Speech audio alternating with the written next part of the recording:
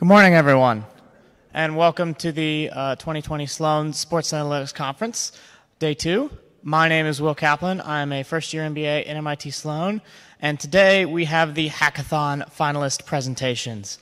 Just for some context, this year we had over 140 applications to participate in the Hackathon, and only about 35 people participated. Of those, we have 6 teams that are now presenting today in the finalists, so you really are seeing the best of the best. Everyone ranging from sophomores in college to college professors and people working in the industry as well. So with that, I think we'll go and get started. First up is Chinbo Wang.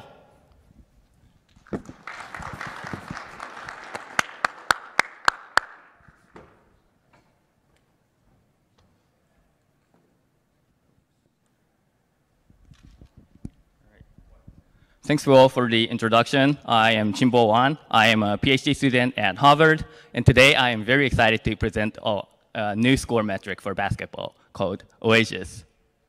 So first of all, probably this is not surprising that we have 10 players on a basketball court, but we don't have 10 balls. There's only 1 ball, which means that on average, the probability that you're touching the ball at a time is less than 10%. A legendary soccer player, Johan Cruyff, once stated that it's the player off the ball, not the player on the ball, who decides where the ball goes. In basketball, this is the same. We all know that off-the-ball movement is very important in basketball. If you go to YouTube, you can find tons of videos stating off-the-ball movement. However, when it comes to evaluating the players, we tend to evaluate the players by the number of shots, shot accuracy, and so on. There's no single metric that lets you evaluate how creative his or her off-the-ball movement was. So why don't we create one? So off-the-ball action significance score, OASIS, is designed to evaluate a player's off-the-ball effectiveness of off-the-ball movement of a player. So the first step is to define the action of a player. And for each action, we're going to find a nearby consequence following the action. And each consequence, depending on the type, is scored differently. And finally, the OASIS is calculated as the integration over the time period of each action weighted by the significance of the action consequence. So the hackathon we participated was a great chance for me to apply this algorithm. We had the player in both location as well as all the event log with timestamp. So the first step of creating OASIS was to turn the position data into velocity data. We simply do that by dividing the position difference by the time difference. However, this data itself is very noisy, so we're going to apply some filtering. After filtering the data, we're going to set a threshold to define an action. An action is defined as moving faster than 3 meters per second for more than 1 second. And of course, we're filtering out any action that is happening close enough to the ball to make sure that it's off the ball action. So with these actions, we're going to overlay the events that happened right after the action within 10 seconds. And each event in different colors are scored differently, ranging from positive score, such as 3-point shot, to negative score, such as turnover. So we applied this metric to the real data, focusing on a single game. And here's the distribution of the number of actions. And this is the distribution of the OASIS, the score itself, ranging from negative to positive. What is exciting for us is that when you correlate those two metrics, the score and the number of the action, the correlation is very low. This is good because it suggests that OASIS is reflecting the quality of the action, not the quantity, the number of the action. The same thing for the number of goals, the correlation is very low, and the same thing for the number of assists.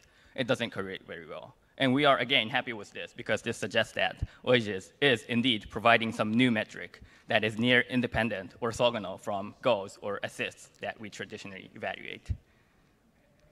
So you might wonder what happens if you increase the sample size. So this is the result when we aggregate all the 10 games that is in the data set, resulting in near 50 players. Your correlation actually gets a little bit higher, but still the conclusion is the same. The correlation is not that strong to change the conclusion of OASIS.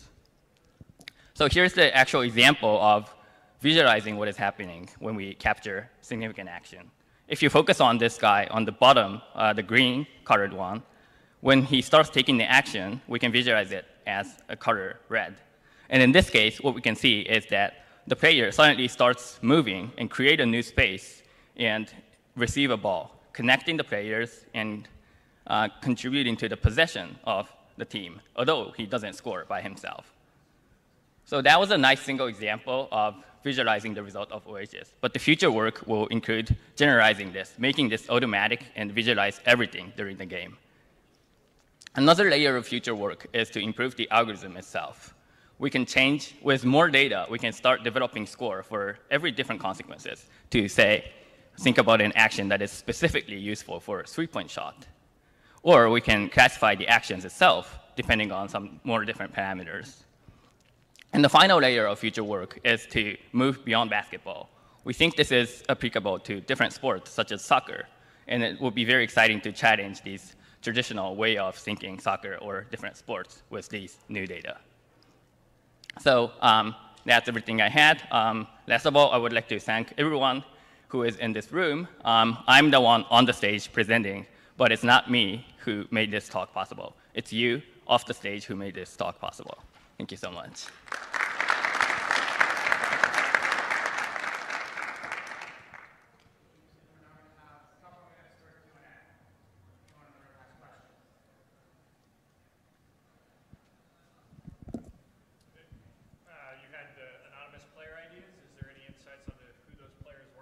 No, I wish I had that data. It would be very great to see like, who they actually are.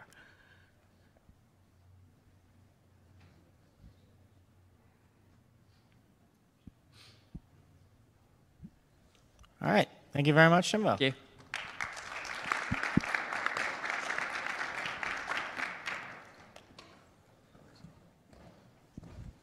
Brian's going to explain the source of the data and like, what they don't know. So. Yeah, we just realized that we should set the stage a little bit and describe what the data was that the participants used in the hackathon. So data came from Shot Tracker. Two of the members of Shot Tracker over here.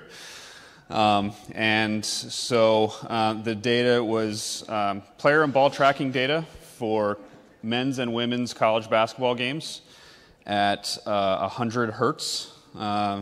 Using sensors in the players' jerseys and a sensor in the ball. So it's pretty high spatial and temporal resolution. And the students and the open division participants were asked to analyze that data in some way. So where did Will go? So I just wanted to set the stage, just so you know what the participants were asked to do. Thanks, Brian. And with that, we have Arnav, Eric, Nikhil, and Saim.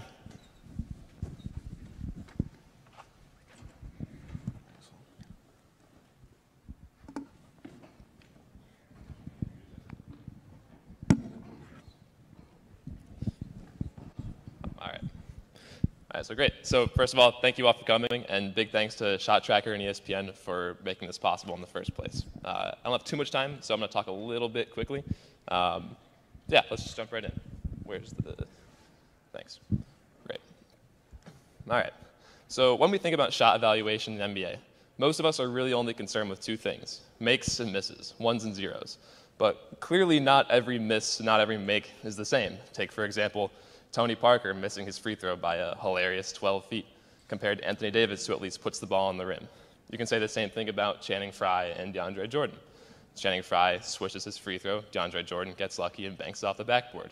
These two shots are not the same. And in the age of tracking data, what I propose is that this is an antiquated way of thinking about the problem. So bring in Shot Tracker. Now we have these cool shot arcs. We can see this on the X and Y axis. That sort of tell us where the ball is going. It allows us to tell how far shots are from the center of the rim. So we should just be able to take the last point on the shot arcs and compare them, right? Well, not exactly. So pretend we're shooting on this hoop here, right? Now what we're aiming for is the center of the rim, right about there. And when the ball goes through the rim, or if it's an air ball, we get to see where that ball breaks the plane of the rim. And it's really easy to compare how far those shots are from the center of the rim. But when the ball deflects off the rim, we never get to see where that ball breaks the plane. And it's hard to compare exactly how far those shots are off. So we need to come up with some model that predicts where exactly that ball is going to break the plane of the rim so that we can compare them. So back to the data. So what we do is we fit this really simple second-degree polynomial model. And it does really well, not surprising. Balls tend to follow a parabolic trajectory because physics. So we see pretty high R-squareds for most of these shots. I know R-squared isn't the best metric, but it works well enough for us here. Clearly we're doing something right. So back to these trajectories, we extrapolate just a little bit on the end of these plotted trajectories to try to figure out where that ball would break the plane of the rim. And when we do that, we get these really cool looking like shot spreads. It used to be green and red. Now it's blue and red, which is interesting. So we're looking at as a top-down view of the basket of where we expect all of these balls to break the plane of the rim. And this makes it really easy to see how far shots are from the center of the rim. It makes it really easy to compare. And there are a couple clear differences between the men's on the left, or yeah, men's on the left and women's on the right here, which if I have enough time, I'll speak a little bit about limitations. But at the very least, now we have some metric of comparing how far shots are from the center of the rim. And this is really, really cool. And the main reason that we're doing this in the first place is so that we can invent new metrics for shot evaluation. Probably, instead of just taking field goal percentage or counting our makes and misses, it's better to maybe look at the average distance from the center of the rim. And if you want, you can come up with whatever complex metric you want from that chart. Plus, oh, these also should have been 2s and 3s. So I apologize for the misnumbering here. But what these shot charts also allow you to do is to analyze situational tendencies. Maybe you're interested in learning about how the variance of a player's shot spread changes when he has a hand in his face. And this goes hand in hand with the last point, that knowing how a player's shot tendencies change with certain circumstances on the court is useful for both shooters and rebounders. It's useful for shooters to know what their tendencies are, and it's useful for rebounders to guess where that shot is going to go so they know which space of the floor to take control of. But of course, there's a couple limitations here. And the biggest one is that this model is physics agnostic, meaning that we don't take into account things like drag or things like ball spin. All we're doing is fitting the simple polynomial to the model, which, like we said, works relatively well because the biggest forces acting on the ball are gravity and buoyancy, at least on the z direction. So introducing physics into this model would allow us to better plot the end of that trajectory so that maybe, like, for example, the ball spin likely pushes the angle of the ball down just a little bit, and we can get more accurate projections by taking that into account. And the second major limitation is with the ball, with the sensors in the ball. This has to do with rotation a little bit too. So what we're looking at here on this shot trajectory, since there's only one sensor in the ball, we pick up some of the rotation of the ball in this arc. So that's why you see the line wobble just a little bit. Now what you could do is you could build a model that tries to predict where the center of the ball is based on the velocity and the rotational speed of the ball. But with the amount of time we had, we didn't think that was a viable thing to do. So introducing a model like that and taking into account the spin of the ball, I think would push this further. But yeah, so I think this is the future of where shot analysis is headed in the NBA and in the NCAA, and I hope you do too. Thanks.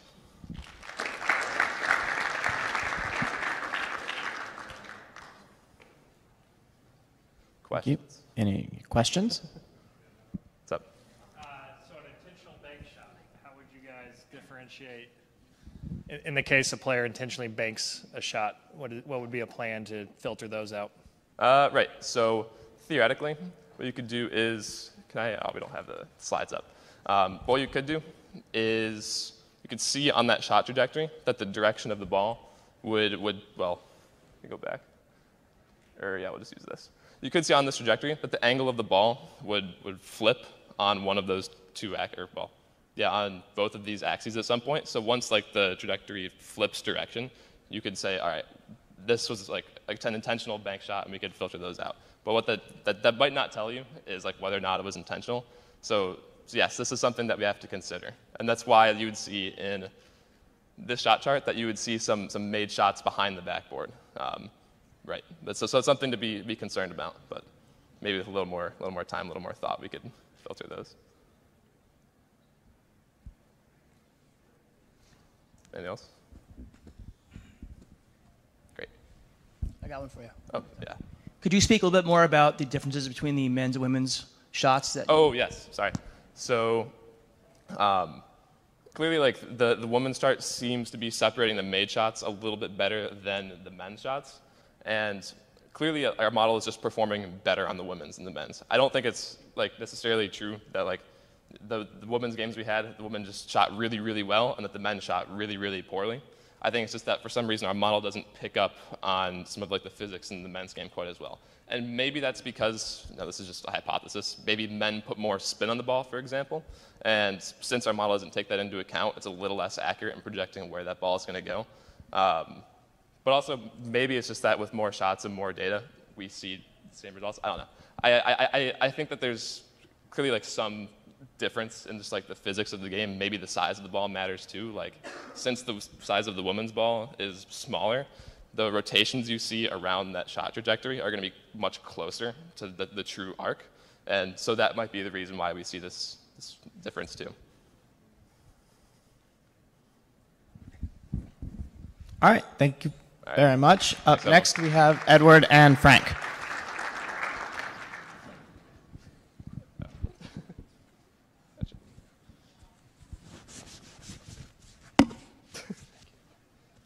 I'm not up next. I got this.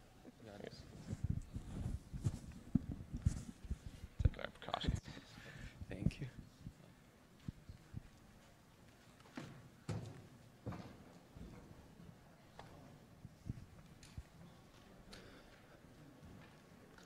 Good morning, everyone. Thank you very much for being here. My name is Frank Lee, a senior from Rice University. I previously interned at the Houston Rockets and the NBA League office. Good morning, everyone. My name is Edward. I'm also a senior at Rice University, previously interned at Facebook, and will be joining a startup called Databricks after graduation. So in case you don't know these two players, the player on the left is Sidney Wiggins. The player on the right is Marcus Evans. Both two great Rice basketball players. Go Owls. So the difference between these two pictures are Sidney is shooting an open shot, not contested, while Marcus is shooting a contested shot. And it is pretty intuitive to every one of us that an open shot has a higher field goal percentage than a contested shot. And thus, it has a higher points per possession than the contested shots as well. But why is that? What does contest really mean? We are interested in not only the result, as illustrated by the field goal percentage and points per possession here. We're more interested in the reason behind that. And one observation we have as a previous team is the shot arcs. In fact, previous study has suggested that a player's open shot arc is not the same as their contested shot arc. In fact, the more consistent their release angle is, the better shooting percentage that player might have. So here's a brief description of the data that we used. So we're interested in all of the three-point shots. And then this is like a distribution and the number of shots in this data set. So the methodology we use is that for every single three-point shot, we're interested in who the shooter is, whether it's contested. If it's contested, who's the closest defender, and what's the release angle. Based on that, we came up with two metrics. The first one is a different score for the shooter, which means the difference between open shots and contested shots in the distribution of releasing angle. And for the defensive player, we have another metric, which is the average delta on the release angle that he can make on the shooter's shot. So here are some interesting findings. Here's an example of two shooters. The shooter on the left is a pretty inconsistent shooter who has a very large different score, and the mean of the shot arc for open shots and contested shots are pretty large. And for player two on the right, the shot difference is pretty, the different score is pretty low, and these two means are pretty close to each other. We can also take a look at the defensive impact. The average delta change on the release angle for player one is much larger than that of player two, which is saying that player one is a much more impactful defender than player two. Based on these two metrics, we created a very simple linear regression model to do some predictions. So given the shooter's different score and the defender's average delta release angle, we can predict what the delta release angle will be if this defender is matching up with that shooter. So this can be pretty useful if some coaches want to see some interesting predictions. Another one, we did experiment on the different threshold for our definition of a contested shot. So basically, as the threshold goes larger, the different score goes lower, which means that as the distance of the defender goes farther away, the shooter can shoot more consistently. Because of the lack of data, we only have statistically meaningful measurement for a threshold being 5 feet and 6 feet. For those under 4 feet, we just couldn't get any meaningful measure. Another comparison is between men's game and women's game. So what we found is that men players can generally shoot more consistently than women players. As we can see here, they have a much lower average shooter difference score than women. So we believe that these two metrics can be really useful for both teams and broadcasting, especially in college basketball setting, as teams in March Madness are not likely to have any head-to-head record before. So teams can use these two metrics to really predict and optimize their matchups when necessary. For example, if they want to maximize their shooting consistency, or if they want to lock down the opposite shooters to maximize our own defensive impact. It can be also used for broadcasting to help enhance storytelling, to be used in broadcasting before, during, and after the game to predict and measure a marquee matchup.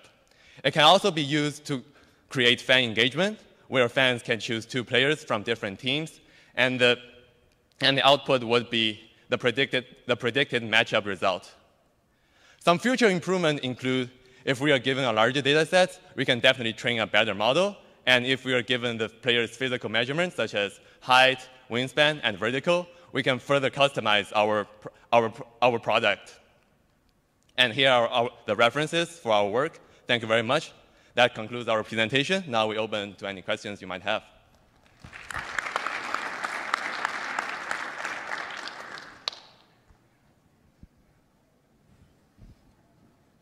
All right. With that, Hi, so when you're looking at release angle, did you do any analysis on the success rate of the shot depending on the release angle? You said that consistent shooters had a higher average shot percentage than inconsistent percentage shooters. I'd be interested to know if there's kind of an optimal release angle that you noticed at all in your study. Well, we think that there is no optimal release angle based because every player has different height, they have different wingspan, and every player is built different.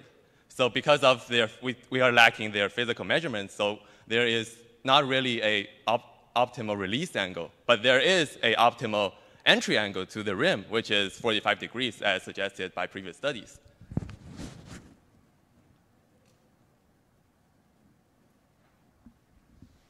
all right. Thank you very much. Thank you. We will now move to our open division. These are working professionals. Up first is Brendan Hart.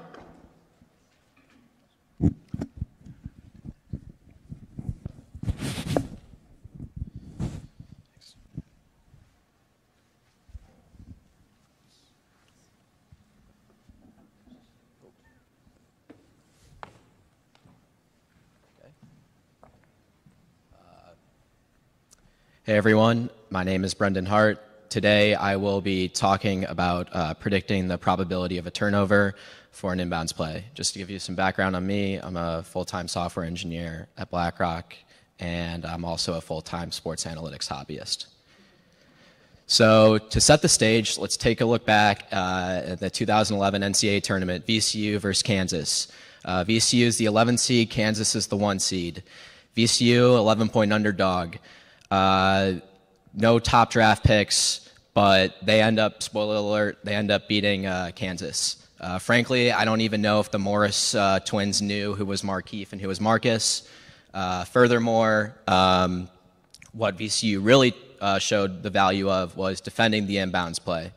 All thanks to this guy, Shaka Smart, and his full court press. So just to give you a bit of background, how are we defining an inbounds play? So in this scenario, it's defined as a player inbounding the ball at their respective basket or under the opponent's baskets.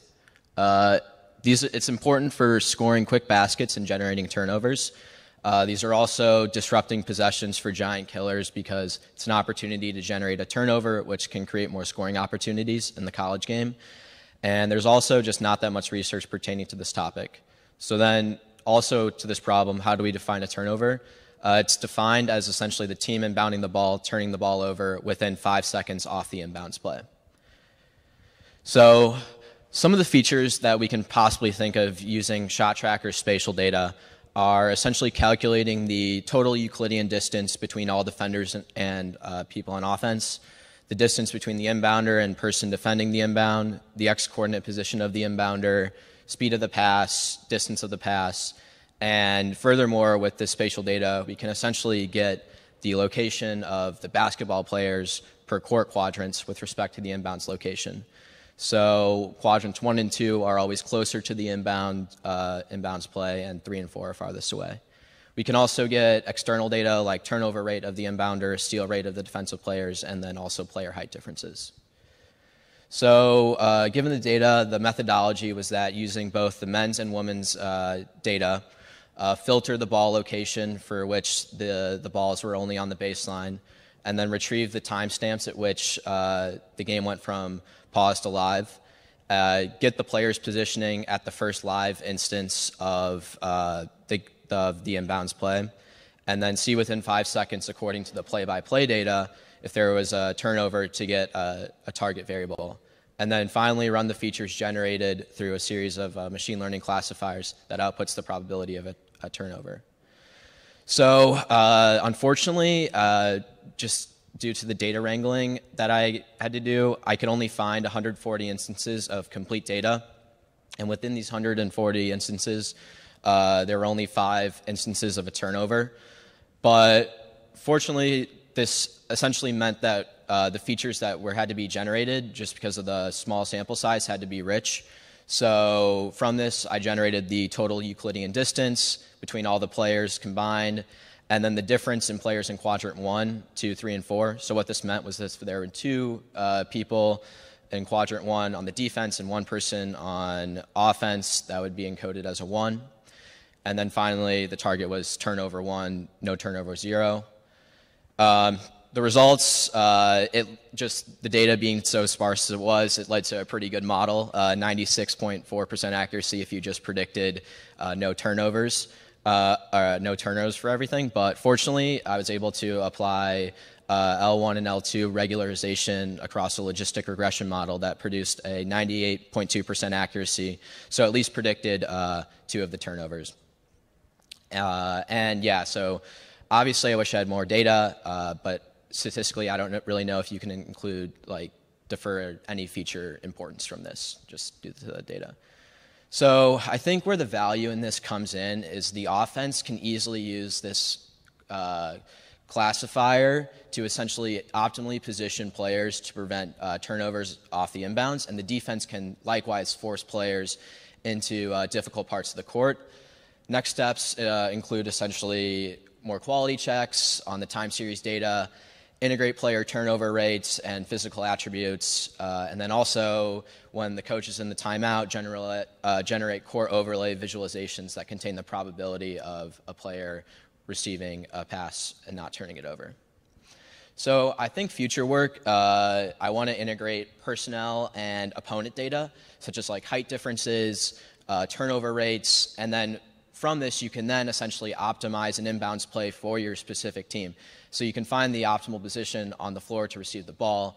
Thus, we then mix man and machine, and the coach can then design a play to create the most spacing while also getting the players to these optimal positions. And finally, we can then optimize the probability of a turnover versus the expected value of making a shot where a player receives the ball.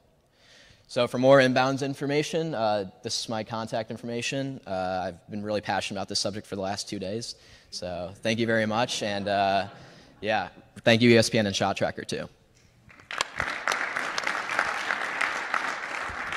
Any questions?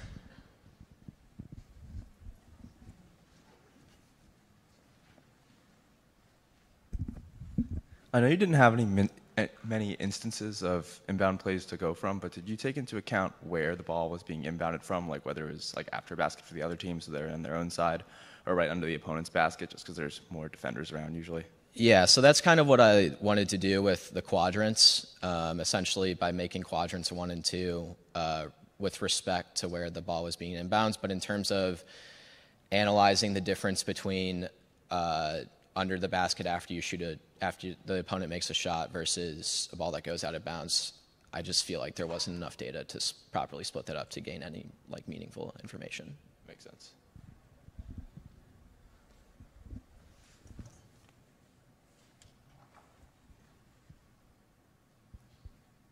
All right, thank you, Brendan.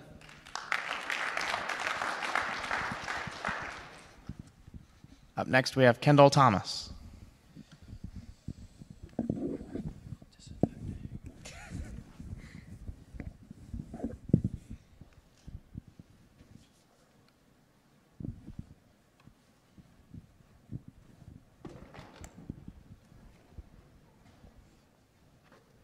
Hi, my name is Kendall. I am a software engineer at Microsoft in Azure, and I graduated from Davidson this past spring.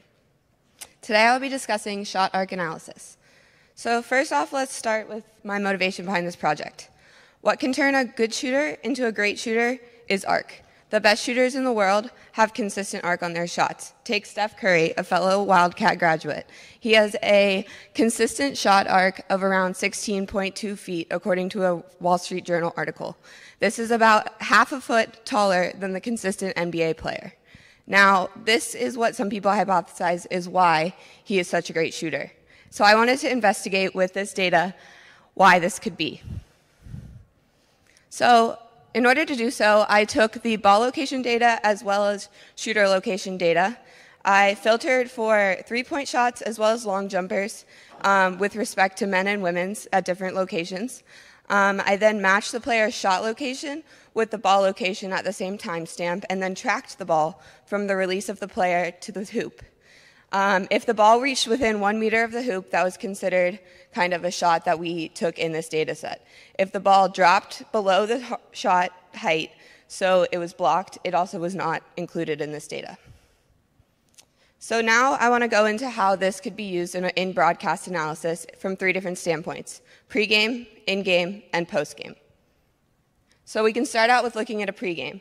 Say you had a team that is about to play, but in their previous game, they struggled at the end of the game. Their shooting percentage went down, and you want to know why. We can see here that throughout the game, the arc height for this team decreased. Now, we can hypothesize maybe they got tired. They weren't using their legs as much when they shot. But then if we break this down further, we can see that the decrease is due to missed shots. We can see that the make shots stayed at the same arc height throughout the entire timestamp, pretty steady, whereas your miss arc height is decreasing. Secondly, we can look in-game. Say player comes down the court, hits a 3, comes down the next possession, hits or misses a 3 from around the same position on the court in a similar situation. We can then hit an analysis to see why. Here we see in real time the ball location being plotted. In the blue we see the miss, and in the red we see the make. We can see that the make has a higher shot arc than the miss. While those shots may have looked like they came from the same area, we can see that the player maybe didn't use their legs as much, didn't have the correct shooting form on their miss, which caused a lower arc height on their shot. Lastly, we can look at post-game analysis.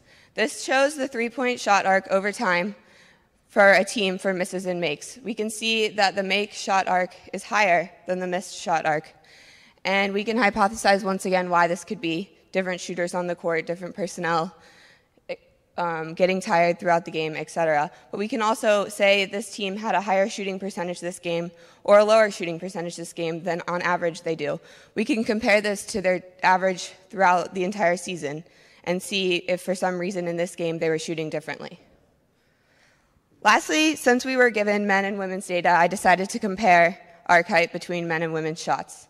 Now, these shots were normalized to be within the same position on the court, since three-point line is different for men and women's college basketball. However, we can see that though these are all made shots, so they're going in the same basket, Women's have a lower arc height on average than men's basketball. We can hypothesize this may be due to height. We don't know. Also, strength, shot form. This is something we could further investigate. So then going forward, this would be great to use for coaching analysis. Can we add shot type? Can we add whether the shot was contested or uncontested? Can we add the distance of the defender? Can we add their XY coordinates on the court and look from different locations if arc height is differing? We can also then look at injury effect. Players coming back from a knee injury, is their shot flatter? This is something that can affect your shot performance, but not something you would directly see. We also can do broadcast analysis further by adding these insights, such as different matchups. Say you have two really good shooters coming into a game and you want to compare in which situations they look better. You can look at arc height in uncontested versus contested or different places on the court. Where do you want to guard them closer? So these are definitely areas of future development that if we had more data, I would love to look into. I would like to thank Shot Tracker for the data and ESPN for hosting this hackathon, Microsoft for funding my being here, and thank you all for listening.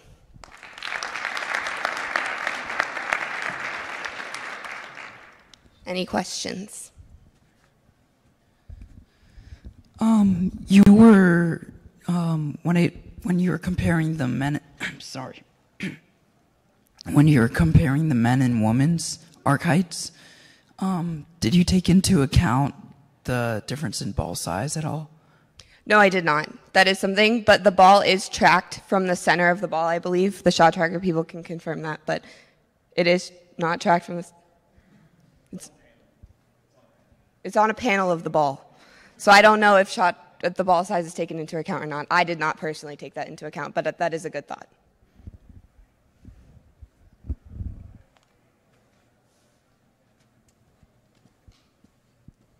All right, thank you very much, Kendall. And finally, we have Philip Myman.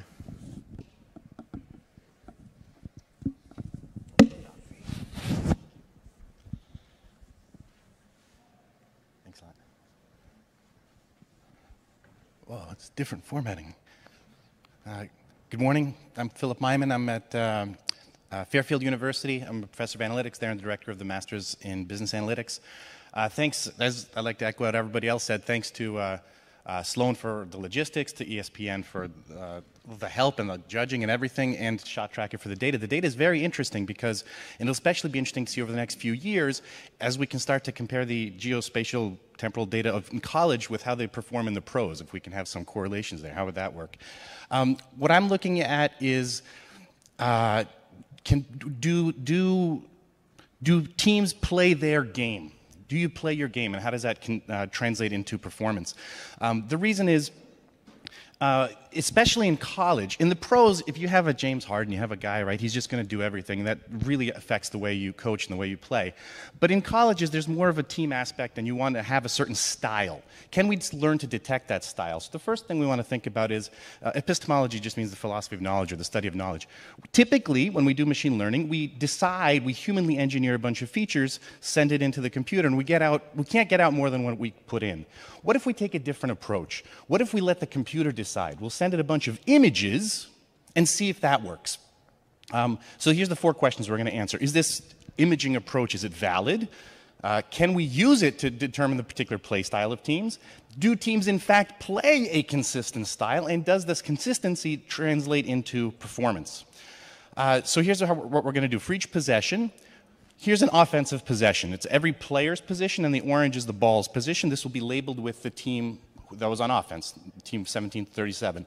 This is the defensive side. You can already tell the difference, right? Which one's offensive and which is defensive. We'll do a standard thing for like convolutional neural networks where you rotate it so that it doesn't matter if you're going on the home side or the away side of the court, both for the offense and for the defense. These are images about 100 pixels by 188, so each pixel represents about 3 inches of court space. 3 inches by 3 inches. So the first sanity check we can say is, what if we send the images labeled instead of by team, we'll label this one was offensive, this one was defensive, we'll send that to the computer and see if it can learn to spot the difference between what's an offensive picture and what's a defensive picture, and pretty quickly it can. 93% accuracy, no false positives. In other words, it learned the color orange, right? The orange is only on the offensive side. Good for you, little computer. Next, we can look. This was actually one of the great things about ESPN, and if you haven't been part of the hackathon, I highly recommend it. It's a really great day.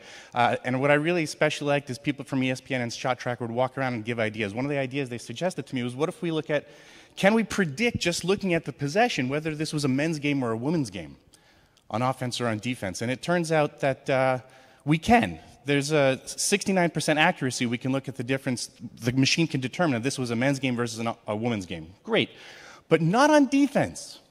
On defense, it's only about 57% accurate. In other words, boys and girls play similar defense, but different offense. That was interesting. Defensive systems, you might think, well, can we look at the different kinds of systems and see if there's a difference between zone and man or anything else? And unfortunately, if you just do a feature space plot, you can't. There's just way too many. And the same thing for offensive systems. In other words, the kinds of defenses that we see in offenses too, they don't naturally cluster. However, they can be consistent within a particular team. So let's test for the consistency. Within the style of play for a particular team, splitting 80-20, this is again where each image is labeled with the team that was playing it. Training for 20 minutes on a GPU this time. On offense, the accuracy, you can see the histogram, was occasionally above the baseline, but not statistically significantly so. But on defense, it was significantly above the baseline. In other words, teams do tend to have more of a defensive identity than an offensive identity. Does this difference or consistency lead to improved performance? Let's take the top 5% that'll be in red. These are the teams after training for the first halves and testing on the second halves of all the games. The teams that were the most consistent, how did they do in performance versus white? Basically, you're looking for the red bars to be longer than the white bars, and they are for a lot of the important things. You end up with more assists. You end up with more rebounds. My favorite ones are field goals. You have same number of attempts of twos, but higher percentage made. Same number of attempts for threes, but a higher percentage made. Just by playing your own game, you have more possessions with 5 or more passes. You have more possessions with 6 or more passes. So that's the result. We want to play your game. It seems to work. The last thing I want to show you is that if we take within a possession, if we try to figure out the probability that this is the team was playing consistency, what would that look like? So this is what it would look like. You can see at the top right the offensive identity percentage and the defensive identity percentage, and overlaid with the play. Thank you very much. Questions, please.